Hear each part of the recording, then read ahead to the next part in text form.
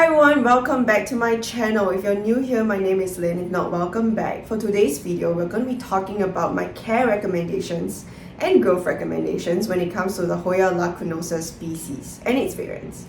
If that sounds exciting to you, keep on watching. I'm filming a 3-part series for 3 different Hoya species that have been the most requested on my channel and the most complained about on my social media when it comes to caring for them and them dying and all that kind of stuff. So I have finally decided to stop procrastinating and film a care video for these 3 Hoya species, and we're starting off the series with the Hoya Lacunosa. Keep your eyes peeled out for the next 2 videos that are all going to come out on a Saturday at 12 p.m. Eastern time. So back to today's video, the Hoya Lacunosa. So the Hoya Lacunosa is a very huge group of Hoya plants. There are a gazillion variants within the Hoya Lacunosa complex, and I do not own all of those variants. If you've been following me for some time now, you'll know that Hoya Lacunosas, I like Hoya Lacunosas. I'm not a huge fan of Hoya Lacunosas, but I do think Lacunosas are a really fun Hoya to collect in your Hoya collection journey. That said, there are so many different Hoya Lacunosa variants, and I am of the camp that you don't need all of them. A lot of them look very similar to each other, and so I don't own most of them just because they all look too similar.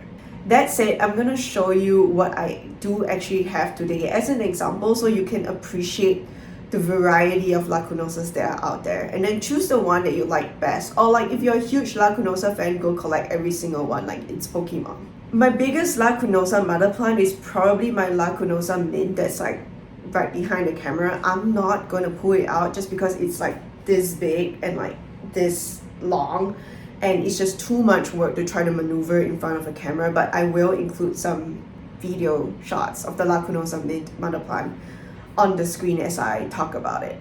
So before we move on to my care recommendations, I just want to really showcase some Lacunosas so you can appreciate its beauty before we talk about why we need to care for them. So in no particular rank whatsoever, this is the Hoya Lacunosa Asami inner variegated, or like sometimes you'll see it marketed as reverse.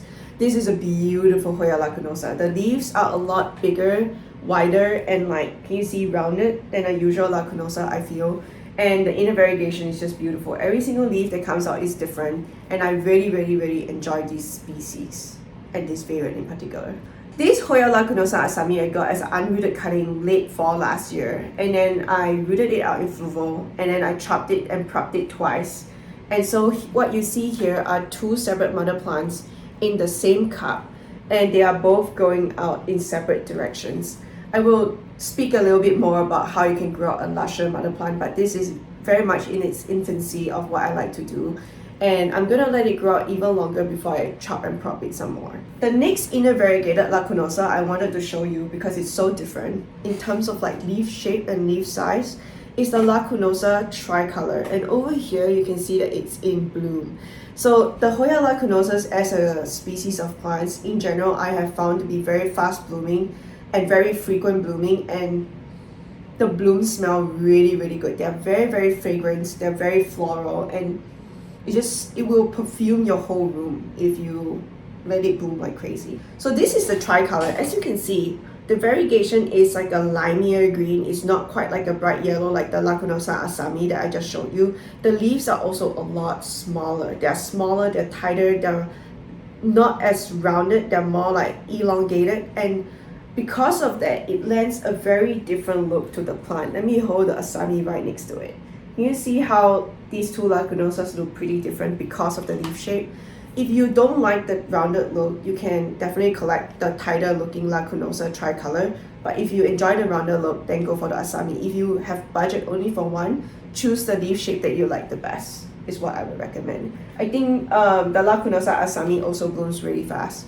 Blooming wise is the same because they're all the same species. All the blooms also look the same. They're all fuzzy, white, and yellow in the center. So those are the inner variegated Lacunosas I wanted to show you. Let me show you an outer variegated one. So this is the outer variegated Lacunosa Asami. As you can see, it has the same leaf shape as the the Asami ain't a variegated. So big rounded leaves, a lot bigger than the usual Lacunosa, big nice rounded leaves. But on this particular variant, there is an elbow margin. And as you can see, if you can see the pink hue, this Hoya Lacunosa Asami sun stresses beautifully, like its elbow margin sun stresses beautifully to like a pink. And this is what I love about this Hoya. And it, as you can see, it grows very, very fast and it pushes out like crazy. The very last Lacunosa I want to showcase before we dive into care instructions is the Lacunosa Black Silver, I think. Might be wrong. If I'm wrong, I'll change the name on the screen. But I just recently got this from my friend Wendy. This is a beautiful Lacunosa. It is very gothic looking. It's very dark. When you expose it to really high light, it sun stresses to a dark purple. And on top of that dark leaf is really, really genuinely beautiful silver splashing.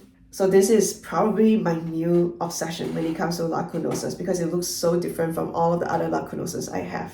As you can see, the Lacunosa family, or rather species, has a ton of different variants, and this is just the tip of the iceberg. So go do your research, pick out the Lacunosa you like the best. Oh, and I almost forgot to mention my Lacunosa mint. My Lacunosa mint mother plant is just a full-on, full silver, minty Lacunosa. It's very beautiful, it's very elegant. It also blooms like crazy, also grows like crazy. And it just adds to the variety that is the Hoya Lacunosa. There are so many different varieties. So go do your research on Instagram, on Facebook, on YouTube. Do your research and choose the Hoya Lacunosa that speaks out to you best. If you have the budget, or if you have the space, or you are a Lacunosa fan, go collect all of them. If you're not a huge Lacunosa fan, you're not super familiar with these species, and you don't have the budget or the space like me to collect every single Lacunosa there is to collect, then do your research and then pick the ones that you like the best, because a lot of them look very similar. Now that I've showcased the Lacunosas to you, let's dive into care instructions. So I have 7 points to make and then a final growth recommendation. And all of the videos in this series are going to follow the same format. The first thing is light. Lacunosas love bright indirect light. They will do very well in an east-facing window. They will also do well in a west-facing window. But the most important thing you have to pay attention to is to not expose it to like direct sunlight. These are pretty succulent leaves, but every single variety is a little bit different. Some of them are more fine and some of them are more succulent. So just pay attention to what variety you have and adjust the light conditions accordingly. Some of them might be able to take like direct morning sun. Some of them might not be able to, so like experiment accordingly. But I will say as a rule, they do really well under bright indirect light. They do extra well, personally, I think.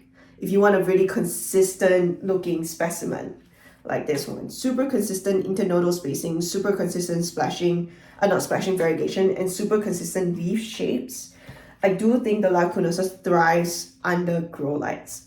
All of them are grown under different grow lights. I think some of them are under the really bright Sunset bulbs to sun stress. So my Lacunosa tricolor is under the Sunset bulb so that it can develop that tricolor because it sun stresses to a hot pink. The Asami is under like some random grow light I got on Facebook Marketplace that has no brand. I just got it from some random person. And then the other two are just like under a random Amazon grow light with thousands of reviews. Nothing super special. The point is, nothing super special, and they do grow really well under grow lights. So I will recommend grow lights if you don't have window space. But they also grow well in a window, obviously. But the key is bright indirect light. So if you want them to bloom, develop peduncles, all of that good stuff, they do need bright indirect light. I used to grow my Hoya Lacunosa mint under lower light conditions and it grew really well. Like the foliage just kept going and going and going and the foliage looked beautiful. Never reverted on me, but it just didn't bloom. The moment I moved it into a higher light setting, it started blooming nonstop. So the highlight is both for the foliage and also for the blooms, if you care about that. If you don't, then just grow it in like a lower light setting. The second thing I want to talk about is the temperature. So I grow all of my Lacunosas indoors in ambient conditions. So my temperatures are 65 degrees Fahrenheit to 75 degrees Fahrenheit. In summer, maybe up to 80 degrees Fahrenheit if I turn off the AC and let the wind just go through the house. But the key is they are all grown in indoor conditions. I haven't really grown a Lacunosa outdoors yet, and I have no desire to, mostly because the leaves are kind of dainty. I don't think they would do super well outdoors. But I think if you have them hanging in like a sheltered area, where they don't get where they get indirect bright light, I think they would do really well. Humidity. So because I grow all of these indoors in ambient conditions, I don't own a cabinet of any kind for my plants. These do grow really well in indoor ambient conditions. In summer, in winter, when like the humidity drops to like 20% in Kansas back in the day, my Lacunosa mint was still like going on, like it didn't abort any growth. So it is possible. I don't think it likes it, but it is possible. Currently in my Michigan home, my indoor humidity never drops below 40% because in winter, I turn on all of my humidifiers to humidify the house, humidify my plant areas, not the whole house. And it really just keeps the humidity about 40% and above. It might dip down to 35%, but most of the time it's around 40%. If you're interested to find out more about my my humidifier shopping guide, I guess you can find that video in the description box below, or if I forget to put it down below, you can also just search it on YouTube, like plant ooh la la humidifier. That video should pop up for you. It's also in my tutorial playlist. I do, however, think though that if you want your Lacunosa to bloom or to finish blooming, because I've once moved my Lacunosa main mother plant to like a higher light setting, but it was still really low in terms of humidity, and it developed peduncles, but they would frequently abort. So like they wouldn't like grow to maturity. So I do think if you want them to bloom frequently and also like actually bloom, bright indirect light and higher humidity levels are important. 40% seems to be like really good. The next thing I want to talk about is substrate. I've grown currently all of these Hoyas are in a loose chunky soil mix, but I have grown Lacunosas in semi-hydro and they have also done very, very well. So I don't think there's like an obvious difference when it comes to the substrate. Fertilizer. So these are fast-growing, thirsty Hoyas and they do need to be watered more frequently. And with that, I do think they benefit from a heavier hand when it comes to fertilization, especially during their active growth season. If you're interested in my full fertilization routine, I will link it down in the description box below. I have a full video talking about my entire routine already on YouTube, already on my tutorial playlist. You can go check that out. I don't use any fancy fertilizers, no foliage pro or anything like that. All of my Hoyas are grown with a general purpose fertilizer and they're growing very well. The next thing I want to talk about is pest control, or like pests in general. I think for the Hoya Lacunosas, the only kind of pests I've ever found on them are like regular mealies, root mealies, and mites. Not like super attractive to mites, not as attractive to mites as like Hoya bellas are, but they are also a finer leaf Hoya and their baby leaves do tend to attract mites. But I feel like this is not special to the Hoya Lacunosa. I feel like all Hoyas are attractive to mealies and mites in general. That said, if you're interested in my full pest control routine, I will link it down in the description box below. If I forget, you can just search. It's also on my tutorial playlist.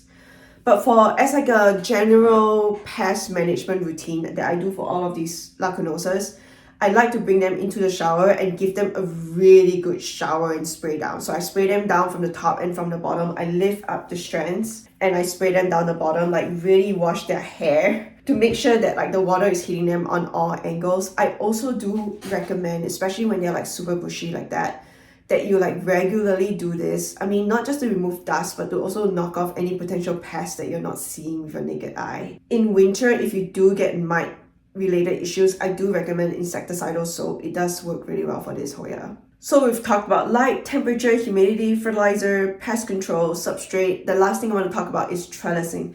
These Hoyas, as you can see, have a trailing habit and they don't need to be trellised to push out leaves, unlike some other Hoyas. They actually grow really well trailing. That said, if you have a lack of space or you just prefer a trellis look, you can trellis these Hoyas as well. As you can see here, my black silver is trellised and looking very, very cute. So it's really up to you what you want to do for this Hoya, but they don't actually need to be trellised to turn out leaves. So those are my 7 care related tips. Let me talk to you about my growing tip, how to get them lush and beautiful like that. My top recommendation is to honestly do the same thing you do with your polyneurus, chop and prop. Every time you chop your Hoya Lacunosas, you're encouraging them to branch out. The more they branch, the lusher your mother plant is going to look like. And then whatever you do chop, prop it. Once you prop it, you can put it back into the same pot.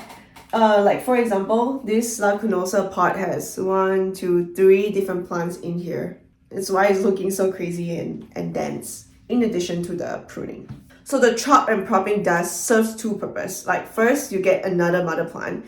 And second, you get to encourage more branching in the main mother plant. And that brings me to the very end of today's video. Thank you so much for your attention. Please give this video a thumbs up if you enjoyed the content. Please comment down below if you have any questions. Please also comment down below if you just want to say hi wherever in the world you are, or in the US. And again, there will be 2 more videos coming up after this on a weekly basis, talking about other Hoyas that you guys have been complaining about. And I hope that this video has been helpful in some way. So those are my 8 tips. I hope they help you, and have a wonderful day. Bye.